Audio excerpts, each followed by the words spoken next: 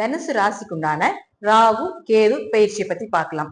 தனுசு ராசியை பொறுத்த வரைக்கும் பாத்தீங்கன்னா, கடந்த காலங்கள்ல ராகு போய் 4ஆம் இடத்துலயும் கேது 10ஆம் இடத்துல இருந்து வீடு பிரச்சனை, சொத்து பிரச்சனை, மன ரீதியாக, உடல் ரீதியாக, நோய் ரீதியாக நிறைய செலவுகள், அதுலயும் பாத்துட்டீங்கன்னா உங்களுக்கு 10ல கேது இருக்கும் பொழுது பாத்தீங்கன்னா தொழில் ரீதியாக நிறைய தடை தாமதங்கள், தொழிலை வளர்த்த முடியல, ஒரு தொழில் மாற்றங்கள் பண்றது, தொழில லாபமே இல்லை அப்படின்னு சொல்ற அளவுக்கு தனுசுக்கு ஒரு ஒரு நல்ல பீரியட் இல்ல கடந்த ராகு கேதுனால. இப்ப ராகு பாத்துட்டீங்கன்னா 3ஆம் இடத்துக்கும் கேது 9ஆம் இடத்துக்கு வராரு. இது ரெண்டுமே பாத்தீங்கன்னா மிகப்பெரிய யோகத்தை கொடுக்கக்கூடிய ஒரு இடம் தான் ராகு கேதுகளை பொறுத்த வரைக்கும். பொதுவா ராகு 3ல் வரும் பொழுது 3ஆம் இடத்து ராகு பயங்கர வளர்ச்சி கொடுக்கும், வெற்றி. அதே போல அடுத்தடுத்த கட்டத்துக்கு என்ன பண்ணலாம் அப்படிங்கிற அந்த சிந்தனை. ராகு ரொம்ப மூளை குறைஞ்சுக்கிட்டு, ராகு கேதுகளை பொறுத்த வரைக்கும் ரெஸ்டே கிடையாது. அவங்க என்ன பண்ணுவாங்கன்னா அடுத்தது என்ன செய்யலாம், அடுத்தது என்ன, அந்த யோசனையை பண்ணு, அதை நம்மள புஷ் பண்ணிக்கிட்டே இருக்கும். அப்ப அந்த ராகு 3க்கு வரும் பொழுது ராகு ஸ்ட்ரைட்டா லக்னத்தை கான்டாக்ட், ராசியை கான்டாக்ட் பண்ணுது. தனுசு லக்னம் தனுசு ராசி ரெண்டுக்குமே பொருந்தும். அப்ப என்ன ஆகும் அப்படின்னு பாத்துட்டீங்கன்னா, உங்களுடைய வளர்ச்சி பாதைக்கு அடுத்தது என்ன அப்படிங்கிற ஒரு வழிகாட்டியாக இருக்கும் அப்படிங்கறதுதான் உண்மை. அதே போல 3ஆம் இடங்கிறது தெய்வ வசியங்கள், தேவதை வசியங்கள்னு நம்ம சொல்றோம். அதே போல 3ஆம் இடங்கிறது கைப்பகுதின்னு சொல்றோம். அப்ப என்ன ஆகும் அப்படின்னு பார்த்தா தெய்வங்கள் தேவதைகள் வசியமாவாங்க. இப்ப நீங்க சொல்லக்கூடிய மந்திரங்கள், இப்ப நீங்க செய்யக்கூடிய வழிபாடுகள் எல்லாமே பல மடங்கான வெற்றிகளை உங்களுக்கு ஏற்படுத்தி கொடுக்கும் அப்படிங்கிற அமைப்பு உண்டு. நிறைய கான்டாக்ட் கிடைக்கும், நிறைய பிரபலமாக போறீங்க, நிறைய நபர்களுடைய பெரிய பெரிய கான்டாக்ட் எல்லாம் உங்களுக்கு கிடைப்பதற்குண்டான வாய்ப்புகள் உண்டு. 3ஆம் இடங்கிறது கம்யூனிகேஷன், 3ஆம் இடங்கிறது பத்திரம், டாக்குமெண்ட், இதெல்லாமே உங்களுக்கு சரி வர போகிறது. ஒரு சொத்து பிரச்சனை, ஒரு வீடு பிரச்சனை, ஒரு பூர்வீக சொத்து பிரச்சனை, டாக்குமெண்ட்ல வில்லங்கம் இருக்குது, அது சரியாகுமா? கண்டிப்பாக சரியாகக்கூடிய வாய்ப்புகள் உண்டு. ராகு கேதுகளை பொறுத்த வரைக்கும் நல்லா இருந்தால் நல்லா இல்லாம பண்றதும், நல்லா இல்லாம இருந்தா நல்லது பண்றதும் தான் அவருடைய வேலை. அப்ப 3க்கு ராகு வராரு, கடுமையா முயற்சி செய்து ஜெயிப்பீங்க. உங்களுடைய இளைய சகோதரர்களுக்கு மிகப்பெரிய வளர்ச்சி உண்டு. அதை விட உங்க இளைய சகோதரர் உங்க மாமனாருக்கு மிகப்பெரிய வளர்ச்சி உண்டு. அதே போல பாருங்க, உங்களுக்கு ராகு கேதுக்கள் 3ஆம் இடத்தில் இருந்தாலும் அவர்களுடைய தொடர்பு 5ஆம் இடத்துக்கு போகுது. அப்ப 5கள் திடீர் அதிர்ஷ்டங்கள், திடீர் வருமானம், ஷேர் மார்க்கெட் யோகம். ஷேர் மார்க்கெட் ரொம்ப டல்லா போயிட்டு இருக்கு, இந்த 1.5 வருஷமா 2 வருஷமா தனுசுல பெருசா ஒண்ணும் சப்போர்ட் பண்ணி மேல வரல. ஆனா இப்போ மேல வர்றதுக்கு உண்டான வாய்ப்புகள் உண்டு. அதே போல 5ஆம் இடங்கிறது குழந்தைகள் சம்பந்தப்பட்ட விஷயமா இருக்கிறதுனால குழந்தைகளுடைய தேவைகளை பூர்த்தி பண்றது, அவங்க ஃபியூச்சருக்கு உண்டான ஒரு விஷயத்தை தேர்ந்தெடுத்து கொடுப்பது.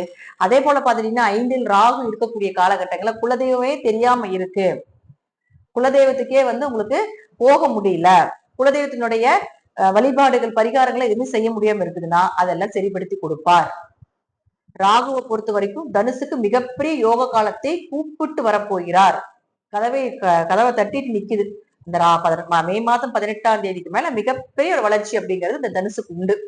அதே போல குருவும் பார்க்கிறார். அப்போ ராகுவும் ஒரு இடத்துல குருவும் ராகுவும் பார்த்தா கெடுதலான விஷயங்கள் நடக்காது, நல்ல வளர்ச்சி மட்டுமே நடக்கும் அப்படிங்கிற அமைப்பு உண்டு. உங்க ராசி அதிபதியே உங்க ராசியை பார்க்கிறது மிகப்பெரிய யோகம்.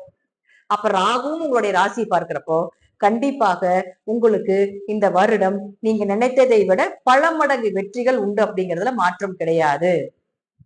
அடுத்து பாருங்க கேதுவை பொறுத்த வரைக்கும் பாத்தீங்கன்னா உங்களுடைய ராசிக்கு 9ஆம் இடத்துக்கு போகிறார். 9ஆம் இடம் அப்படிங்கிறது பூர்வீக சொத்து, தந்தைக்கு ஆகாது, இதெல்லாம் உண்டு. தந்தைக்கு உங்களுக்கு ஏதாவது ஒரு பிரச்சனைகள் வந்துட்டு இருக்குன்னு வச்சுக்கோங்களேன், அதை எல்லாமே ஒரு நிவர்த்தி பண்ணி கொடுப்பார். அல்லது தந்தைக்கு உங்களுக்கு ஏதாவது ஒரு பிரச்சனைகளை ஏற்படுத்தி கொடுப்பார். ராகு 9ல் இருந்தாலோ அல்லது கேது 9ல் இருந்தாலோ டைரக்டாக பிரபஞ்சத்துக்கிடையும் இறைவனிடமும் பேசக்கூடிய சக்தி கிடைக்கும். ஆன்மீகம், மெடிடேஷன், தீர்த்த யாத்திரை, இதெல்லாமே கிடைக்கும்.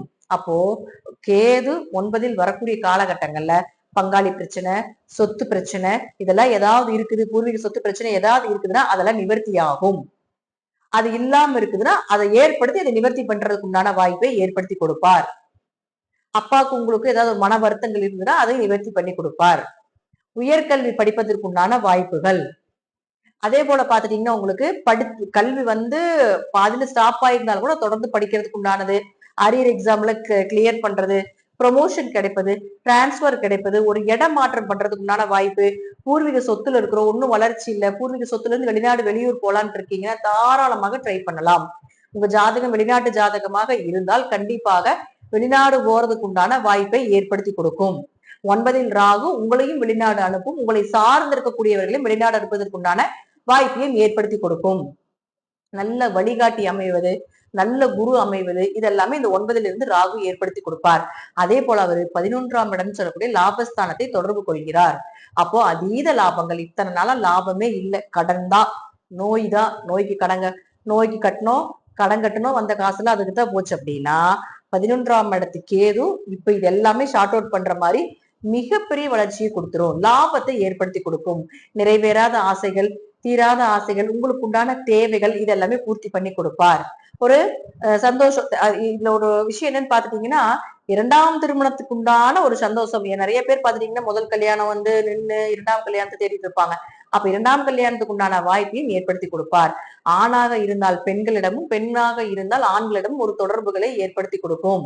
அதுல கொஞ்சம் கவனமாக இருந்து கொள்ள வேண்டும். அதே போல அடுத்தது பாருங்க, 7ஆம் இடத்தை தொடர்பு கொள்கிறார். அப்ப 7ஆம் இடத்தை கேது தொடர்பு கொண்டால் நிச்சயமா உங்களுக்கு ஏதாவது ஒரு மனமாற்றங்கள் ஏற்படும். குடும்ப ரீதியாக இருந்து வந்த பிரச்சனைகள் விலகும். இப்ப இந்த ராகு கேதுக்கள் மூலமாகவும் 7.5 சனி முடிஞ்சு நிறைய தனுசுல பிரிவினைகளை சந்திச்சுட்டு இருக்குது. அதெல்லாம் சந்திச்சுட்டு இருந்தாலும் கூட இப்போ ஒரு மனசு மாறி கணவன் மனைவி சேர்ந்து வாழக்கூடிய ஒரு அமைப்பு ஏற்படுத்தி கொடுப்பார். கல்யாணம் ஆகாம இருக்கிறவர்களுக்கு எல்லாமே கல்யாணம் ஆவதற்குண்டான வாய்ப்பை ஏற்படுத்தி கொடுப்பார். நல்ல வியாபார செழிப்பா இருக்க போகுது. நல்ல உயர் பதவிகள், ப்ரொமோஷன், ஒரு இடம் விட்டு ஒரு இடம் மாற வேண்டிய ஒரு சூழ்நிலைகள், வீடு மனை சொத்துக்கள் வாங்கக்கூடிய ஒரு அமைப்பு, இது எல்லாமே தெய்வத்தினுடைய அனுகிரகத்தின் மூலமாக நடக்குது. அப்படிங்கறதா மிகப்பெரிய ஒரு சக்சஸே உங்களுக்கு, மிகப்பெரிய அதிசயமே. ஏன்னா ராகுகேதுக்கள் 3 அதே போல 9ஆம் இடத்தில் இருந்தால் எப்பொழுதுமே தெய்வங்களும் பிரபஞ்சமும் ஏதாவது ஒரு தெய்வ சக்திகளும் இஷ்ட தெய்வ வழிபாடுகளும் அதே போல தேவதைகளும் உங்க கூடவே இருப்பாங்க. நீங்க யார நினைக்கிறீங்களோ அவங்க உங்க கூட இருந்து உங்களுக்கு வழி நடத்துவாங்க. உங்களுக்கு இதெல்லாம் பண்ணு, இதெல்லாம் செய்யி, இதெல்லாம் செய்யாத அப்படிங்கறது உங்க மைண்ட்ல சொல்லி கொடுத்துக்கிட்டே இருப்பாங்க. அப்படிங்கறதுதான் உண்மை. உடம்பு ஆரோக்கியம் லாஸ்ட் இயர்ல கெட்டிருக்கும். சோ இதெல்லாமே ஓரளவுக்கு நிவர்த்தியாகி மேல வரக்கூடிய ஒரு அமைப்பை இந்த ராகு கேதுக்கள் ஏற்படுத்தி கொடுக்கும். தனுசு ராசி, தனுசு லக்னத்தை பொறுத்த வரைக்கும் இந்த வருடம் ராகு கேதுக்கள் மூலமாக மிகப்பெரிய யோகத்தை பெறக்கூடிய ஒரு அமைப்பு உங்களுக்கு உண்டு. அப்படிங்கிறதுல மாற்று கருத்தே கிடையாது. நன்றி. மீண்டும் ஒரு நல்ல பதிவில் சந்திக்கலாம். திருச்சிற்றம்பலம், தில்லையம்பலம், நரசிம்ம சரணம்.